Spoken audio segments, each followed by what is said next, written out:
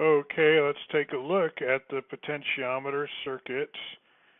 I'm going into the simulator, and the light LED, it's a little bit subtle, the effect, so bear with me here. I'm also going to turn on the serial monitor so that we can see the actual changes going on.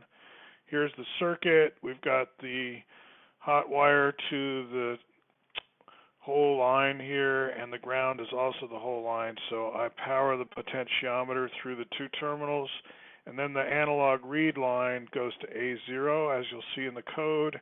And then I'm controlling the LED's brightness with a pulse width modulator, line 9 here from pin 9 out to a resistor in chain with the LED, back to ground. Let's look at the code for a second.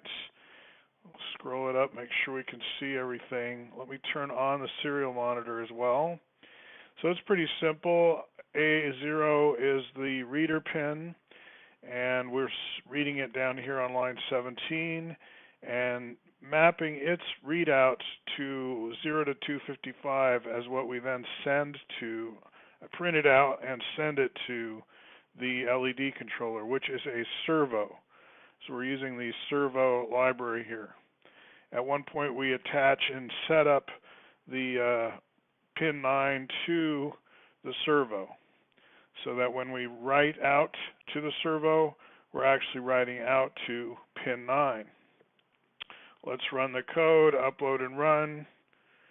It compiled successfully. It's now running. Now down the side here you see the current reading of the voltage, or the pulse width, or anyway, it's a number between 0 and 255, and you'll see that as I turn the potentiometer down to 0, that number drops to 0. Now watch the light. You'll see that as I jump from what it is now to the top, it brightens slightly. Let's see if I can do that.